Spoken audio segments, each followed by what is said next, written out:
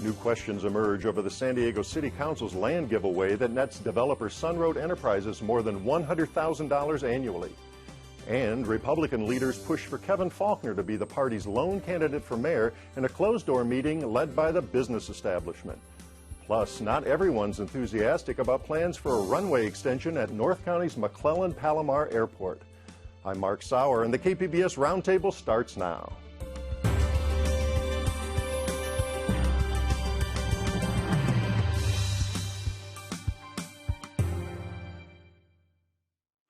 Welcome. It's Friday, September 27th. I'm Mark Sauer. Joining me at the KPBS Roundtable today are reporter Dorian Hargrove of the San Diego Reader, Tony Perry, San Diego Bureau Chief for the Los Angeles Times, and Allison St. John, North County Bureau Chief for KPBS News. Former Mayor Bob Filner took the heat when developer Sunroad Enterprises paid $100,000 in exchange for expansion of its Kearny Mesa project onto public land. Avoiding scrutiny in that deal, however, was the City Council, who okayed the giveaway with few questions asked. Now, details of the deal are emerging that show Filner may have done the right things, though perhaps in a ham-handed way, while Sunroad benefited greatly from the Council's action. Dorian Hargrove, start quickly. Give us an overview. What is this project? Give us a sense of its scope. So it's a large mixed-use commercial residential project in Kearny Mesa. I think by the time all phases are done, I think it'll be 570 units. Mm-hmm. And big project. Big project, yeah. And in it is a 2-acre park. This was dwindled down after a while, the size of the park. Mm-hmm. But now it's a 2-acre park. And basically Sunroad, wanted to get more bang for their buck and took some more easements, some more land than they were, initially entitled to. Right. So they set up the deal. It's going to be on a certain footprint, and the park is going to be a certain dimension for the public, obviously, a public park. Mm-hmm. And then at the end, in this phase 3, they say, no, we need how much on each end? It doesn't sound like a lot, but... Well, they designed it. Mm-hmm. So they designed it with taking 2 9-foot strips of land basically on 2 different sides, so 18 feet total. 18 feet total. Now your story talked about this week, and it asked the question that we've been reporting this, and we'll get into a lot of this as we go, but we've been reporting that that Mayor Filner was kind of the culprit here, and he kind of shook him down for $100,000, and we'll get into the detail of that in a second. But the question I liked in your story was you asked, what does this mean to the developer? How much money?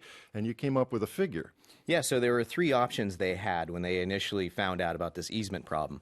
One option was that they could redesign the whole thing and take, give that 9 feet back, mm-hmm. or 2 9-foot strips of land back. 18 feet, and yeah. Mm-hmm. and in rentable space, it was calculated that they would be paying $8,600 a month, or about $100,000 per year they were losing in rentable revenue. So that was what it was worth to the developer. The question nobody really was asking. Yeah. That wasn't a good option. So the second And we're option, looking over many years. So we're really talking millions of dollars over many years of the life of this project. Yeah, I don't think that option really hung around for a while. No. But the second one was to pay approximately $200,000 to do glazing on the windows, on the 2 facades there. It was a fire issue. Yeah, and because it is an access for fire. And that would have been $200,000. Mm-hmm. So, that was always on the table. And then the last one was to try to get the council to waive the policy, to give the land for free. The thing is that this is not the first time we've seen Sunroad pushing the envelope to try and get just a little bit more than really is,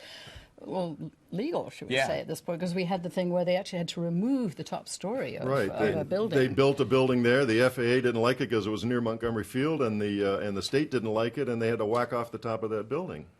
So, it makes you wonder why the City Council wouldn't sort of pay attention when you have the same company coming back again, trying to push into, in this case, public land. The reason they don't pay attention is we are in the depths of a terrible economic climate, and these folks come along with money and say, hey, we'll build you some housing and some commercial, and let's get some sales tax going.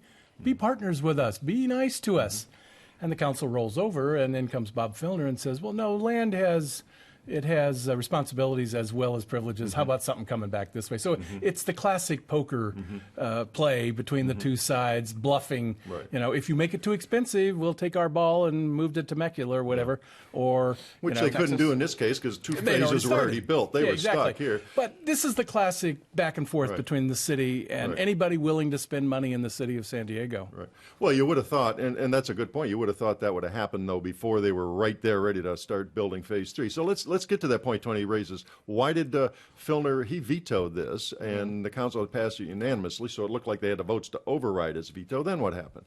Yeah, so Filner steps in, and then I guess 2 weeks after the fact, 2 weeks after the veto, there was a check, or two checks that came through, and it was $100,000, one to a Veterans Park in Ocean Beach, and the other one to a bicycling advocacy group. So the former mayor didn't put this money in his pocket. It went to public programs, good causes that one way or another weren't getting funded. Which is significant legally. It went into the city account. If it had gone into his private account, I think the United States attorney would be today blazing away with a possible indictment. But it went into a public account, and then they belched it right back out when there was controversy. They returned it, Yeah. I mean, it goes back to your kind of ham-handed way of describing what he did. I mean, it was the right, this is public land and could be looked at as a public gift. Well, let me jump ahead a little bit here, because the city, and we talked about this yesterday, the city does have a provision. The two city attorneys have noted you can't just give away public land like this. Explain that. Yeah. So I mean, and this actually goes back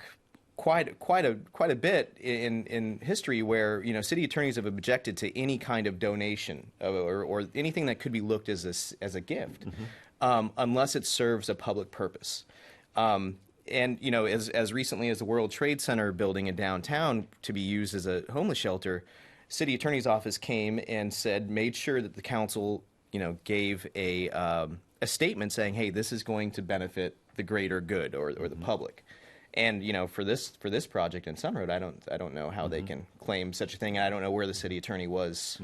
And for those of us with long memories, we remember the city dealing with private companies to get them to move in or expand on Torrey Pines Mesa, and they got all sorts of deals.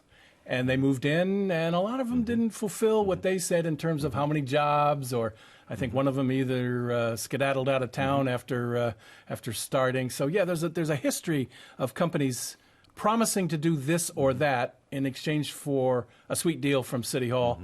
Sometimes they follow through, sometimes they do not. Now that we have a lawsuit involved here, we have a bite here from attorney Corey Briggs that we want to play, kind of outlining what he sees as the council's role in this. You have to remember that 8 council members unanimously voted for that giveaway, despite some of them being up on the dais and being critical of the mayor over the $100,000. Yet they still voted to give away public park property. That's unconscionable, and unfortunately it's symptomatic of what goes on at City Hall far too often. All right, so that talks about... Well, I feel like that really raises this question that, Tony, you're making the point. It's sort of behind the scenes. If there's a benefit to the public, what is it? I think the public would like to know, what are we getting for this 7 feet of parkland? Because maybe there was some kind of a benefit the city council felt that they were gaining, but it's all so part of the bigger deal that it's impossible to tell. If that was the case, it was never mentioned in any emails between the Sunroad's Vice President Tom Story and anyone else in the city. I mean, I went back quite a ways, and there was no, hey, well, you will get this benefit if you allow us this space or anything else. It was strictly, hey, this is going to make us, be more profitable, and this is the project we want. And the feds are not investigating city council. You push this along, and at the end of the game is eminent domain, where government steps in, buys people's property. Maybe they don't want to sell, but they force them to sell, and then they sell it to somebody else because they think it's in the public's interest. Always controversial. And of course, there have been all sorts of efforts to rein in eminent domain, but this is kind of minor league eminent domain. This is, hey, you want it, you pay for it. But this park was part of, they had to give this green space as part of the development. That was a mitigating thing, and it looks like they were always planning to take some of that land back. Quickly, in a few seconds we have left on this segment, what's the next step? We've got the lawsuit. There's a hearing in Superior Court, right? Yeah, there's actually 2 lawsuits. Okay. Both attorney Corey Briggs is representing, and both are actually going to be heard on November 15th. So we'll see what their arguments are going to be. All right, we'll wrap it there on the Sunrose story. Next here, San Diego Republicans were miffed at relinquishing the mayor's office to liberal Democrat Bob Filner last fall. But Filner's self-inflicted demise gave GOP leaders a rare shot at taking back that key post. The immediate questions for GOP leaders: which candidate had the best chance of winning, and how can we limit the field? Tony Perry, your story this week talked about how they came together, the back long-term councilman Kevin Faulkner, and it was kind of an old, I don't know if cigars and smoke were involved, but it was kind of a backroom deal, was it not? It was a throwback to the days when half a dozen guys could meet at the Cuyamaca Club or maybe at the Grant Grill, where women were not allowed in those days, and cut a deal. Now, more people, about 30 plus, and they were out at Tom Sudbury's very nice home in La Jolla, but they went out there to say, okay, who's our man? Is it Kevin Faulkner or is it Carl DeMaio? And Carl will be making, his second run, but Carl's a bit scratchy. Who, of course, lost to Filner last fall. Lost to Filner and... Or Ron Roberts. Or Ron Roberts, but although I think Ron was in there sort of as a courtesy at 71, and he's doing very well over at the board. I don't know, and he's run before. And I think it was Carl or Kevin. And most of the folks apparently wanted Kevin. But there were folks that wanted Carl, and among those was Papa Doug Manchester, and he was very vocal about it. And apparently at some point, rather blustery in his tone, said, we haven't had anything good happen in this city in 15 years. Yeah, and it was a little more bluster. We can't really go into that on a family program. But And the former mayor, Jerry Sanders, who was mayor from, 06 to 2012, was there and did not take this kindly. And Jerry, we all know, for that low-key, courteous, community college sociology professor, he's not, but that's what he was, did not take this well, and to be candid, used some four-letter language that he remembers from his 25 years being a cop. And it went on, and it was not nice language, not the kind of stuff you should say around your mother or your priest, rabbi, imam, whatever, or not when there's a video camera around that could go to YouTube. Right. But in certain gatherings, it can have a chastening, bracing effect, and apparently it did. Yeah. And he was clearly angry. I mean, he stepped right. Hey, wait a minute. We all remember 2008 during his reelection when his opponent was saying some pretty tough stuff about him and went up there and said, how are you, Jerry? And he responded, bleep you. Yeah. I mean, he is capable of this language. Not very often, but he does it. Right. And apparently it had a bracing, chastening effect. Yeah. Papa Doug back down, apologized, and from that meeting came a feeling that it's Kevin. Kevin's our man. Carl did not back down at that time, but a couple of days later did. So they all kind of left the meeting wondering, geez, Carl may come out and... Carl did not tip his hand, and clearly Carl wanted to run for mayor, I think. Right. He'd already talked about a platform to reform City Hall.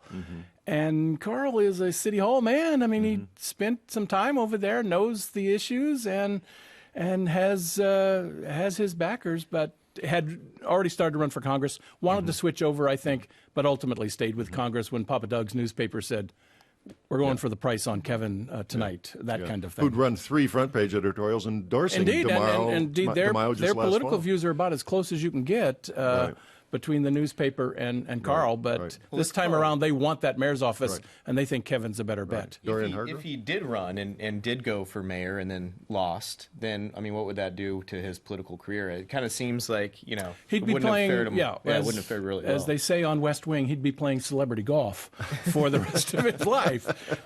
Although, actually, that's not technically true. If he had been eliminated in the primary, he could have switched back to the congressional, although that sort of flip-flopping, as Mr. Fletcher will tell you, can be a problem when you're trying to sell yourself as somebody of great conviction. And plus, you're a 2-time loser at that point. So. Yeah, and you start to smell a bit. And also, there's another candidate chasing the GOP nomination in that district who's of credit, and so it would have been tough.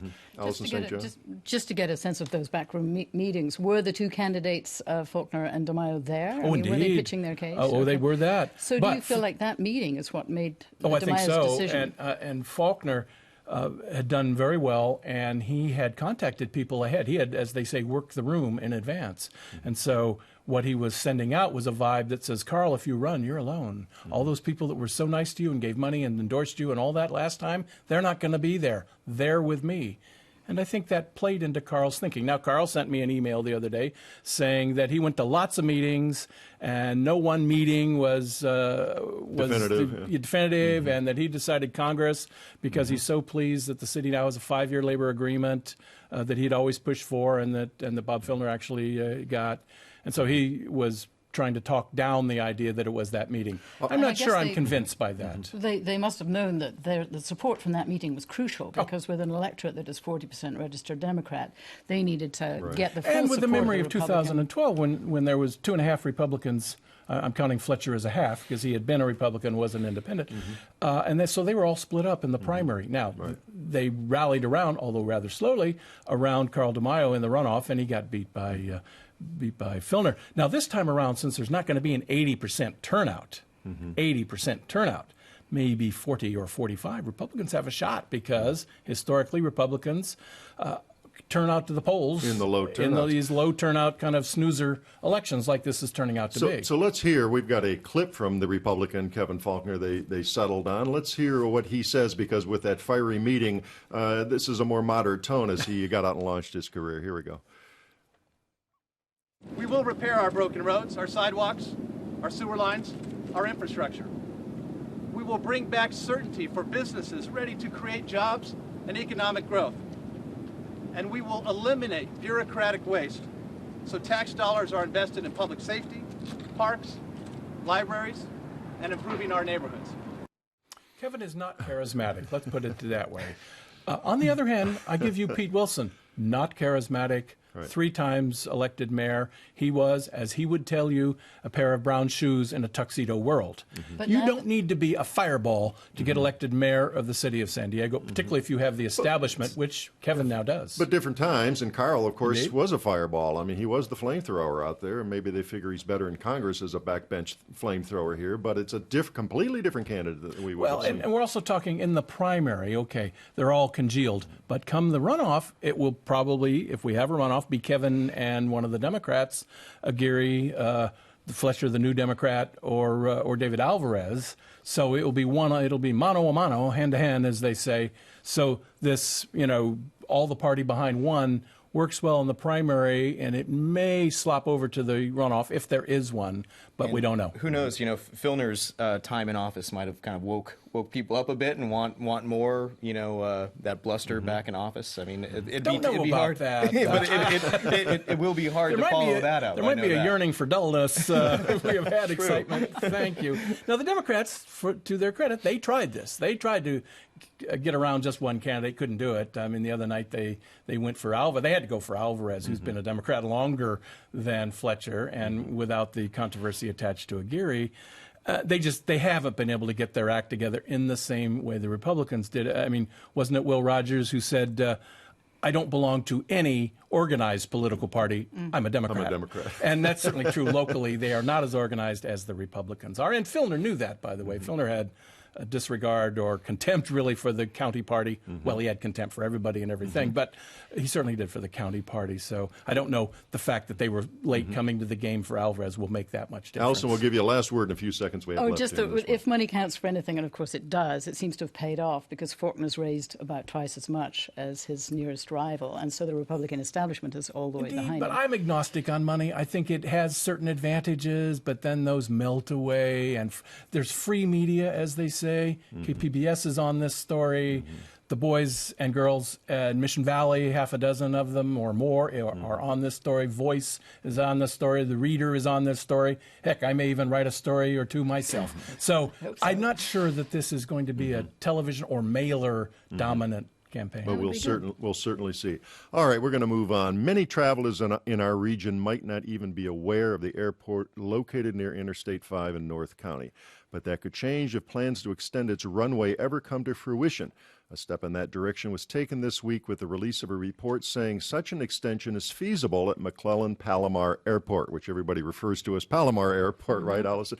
Tell us about that airport as it exists now. It's general aviation, some small commercial jets. Right. Is that right? It's kind of a secret airport. I think people in North County don't know about it because some of them find that they can actually fly to L.A. really quickly without having to drive all the way down to Lindbergh Field. But it was started in the 50s, and it's now at a point where the runway is just less than 5,000 feet. So it's not, ideal for these commercial jets. And it turns out that really the most important constituency that would like to see this expanded, I think, is commercial, private jets, rather. And the companies that are developing, especially in Carlsbad, there's a lot of biotech companies that are interested in this. And it's interesting because when you look at the feasibility study, there's a map of the range that could be reached if they expand the runway. And I think this is a good way of seeing seeing visually what the impact would be. If you expanded the runway by 900 feet, you might be able to fly as far, all the way from Carlsbad to China. There's actually only one jet that could do that. I believe it's the Global Express. But that is something which I think is very appealing to some of the companies that are in Carlsbad and to some of the North County cities who are trying to attract more companies to come and base their operations there. Is it that onerous for these corporate execs to go to one Lindbergh or, stop. my goodness, up to Orange County? Well, I have to tell you, as someone who lives in North County, it is onerous with the traffic now to drive down to Lindbergh Field, and it's very convenient to be able to just nip to Carlsbad and catch your flight. And if you're a busy executive, that's an appeal, I think. There's not many cities in the country that have airports that are closer, that are within 30 minutes, though. I mean, Lindbergh is pretty close, pretty central when you think about it, as far as, in Denver, it's an hour drive or whatever it might be. Denver I can Airport's imagine in Kansas, I think. I mean, it's so far away. Exactly. Right. But the trip you just described to Asia from here, I mean, that's a heck of a trip. And some onerous 45-minute or an hour in traffic drive to get down to just to get to the airport. I can imagine how this would appeal to business travelers, certainly. Well, I think this is really part of a sort of a trend in North County, which is attempting to establish itself almost as a separate region in order to attract businesses and attract jobs. They have a university, Cal State San Marcos. They have two big hospitals, Palomar and Tri-City. This airport is sitting there sort of ripe for development. And, So who's going to pay for this expansion? Am I question. going to have to pay to underwrite these CEOs and their comfort? Well, the cost of You the... can fly to Asia too, Tom. This is the question. And Supervisor Bill Horn, who is really the one who's kind of behind a lot of the initiatives to expand this airport, the county has already spent about $75 million in the last decade to upgrade the runway. He says that in order to expand that runway 900 feet would cost about $95 more million. And the FAA, he says, would be prepared to kick in perhaps two-thirds of that. You're going to expand it over the road and into the... Oh, no.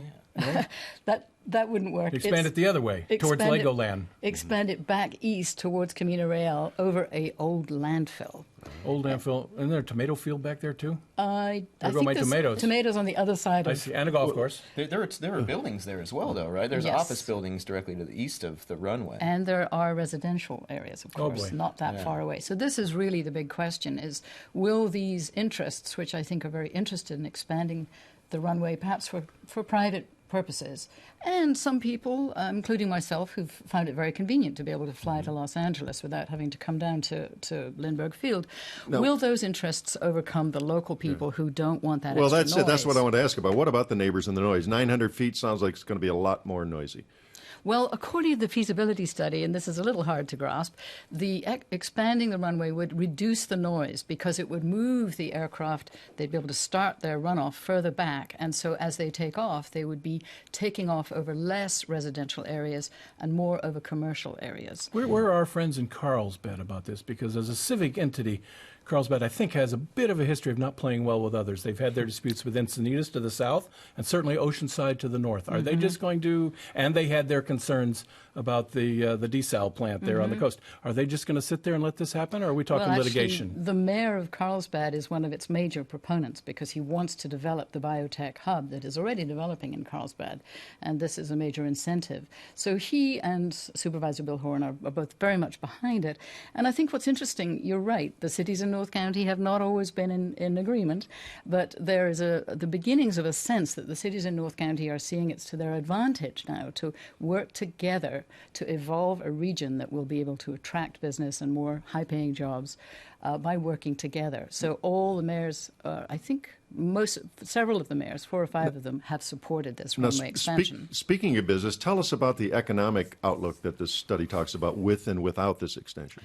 Well, according to the feasibility study, the economic benefit is $321 million to the region. It creates 2,200 jobs. 81 million income to workers.